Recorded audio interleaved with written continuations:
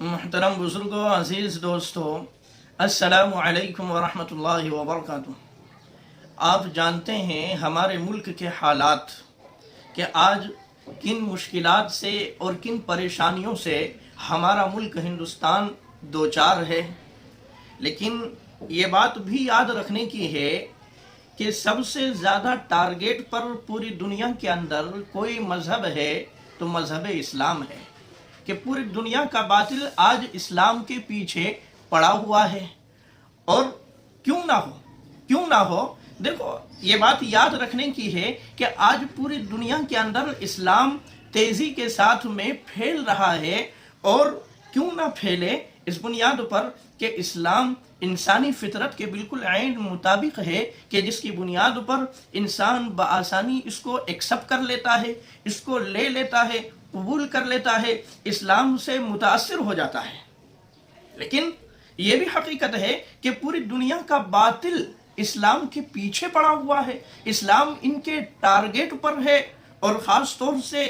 Media والوں کا اس میں بہت بڑا رول اور کردار رہا ہے کہ طرح طرح کے جو ہے اسلام کے خلاف منصوبے بنائے جاتے ہیں، طرح طرح سے اسلام کے خلاف سازشیں رچی جاتی ہے، اور اسلام کو دن بدن بدنام کرنے کی کوششیں کی جاتی ہے،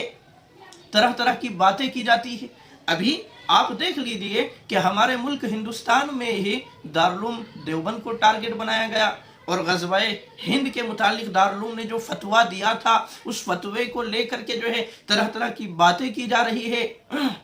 کوئی تو کہہ رہا ہے کہ دارالعلوم پر بلڈوزر چلا دیا جائے، کوئی کچھ کہہ رہا ہے، کوئی کچھ کہہ رہا ہے، لیکن دارالعلوم دیوبند وہ جگہ ہے کہ جہاں سے مجاہدین آزادی پیدا ہوئے ہیں، کہ جہاں سے جو ہے علماء نکلے ہیں، اور جن علماء نے ہمارے ملک ہندوستان کو آزاد کرانے میں جد و جہد کی، کوششیں کی، اور جو ہے کسی نہ کسی طریقے سے ہمارے ملک ہندوستان کو آزاد کروایا ہے۔ تو ایسے دارالعلوم پر آج یہ الزام کہ یہ دارالعلوم جو ہے غزوہ ہند کے نام پر جو ہے بچوں کے ذہن و دماغ میں نفرت کے بیج بو رہا ہے غیر مسلم بھائیوں کے تعلق سے اور برادران وطن کے تعلق سے، تو یہ غلط ہے۔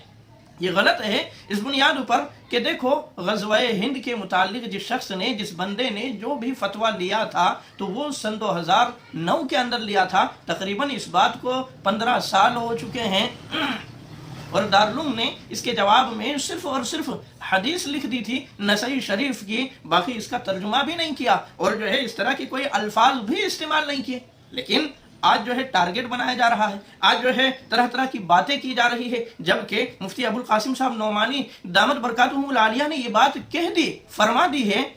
کہ غزوہ ہند تو ہو چکا ہے۔ حدیث میں تو زمانے کی کوئی تعین نہیں ہے کہ یوگی کے راج میں ہوگا، مودی کے راج میں ہوگا، کس کے راج میں، کوئی تعین نہیں ہے، جبکہ مفتی ابوالقاسم صاحب نعمانی دامت برکاتہم العالیہ کا کہنا ہے کہ غزوہ ہند تو ہو چکا ہے،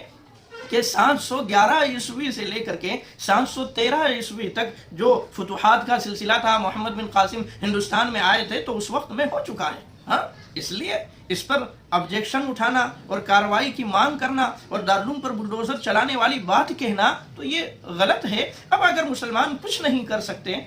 تو ہمارے ہاتھ میں، ہمارے بس میں جتنا ہو، کم از کم ہم اتنا تو ضرور کریں۔ اس لیے ہم جو ہے دعا کرتے رہیں، اللہ سے مانگتے رہے کہ جو لوگ انصاف کی گدیوں پر بیٹھے ہوئے ہیں، اللہ انہیں جو ہے صحیح انصاف کرنے کی توفیق عطا فرمائے۔ وما توفیقی الا باللہ۔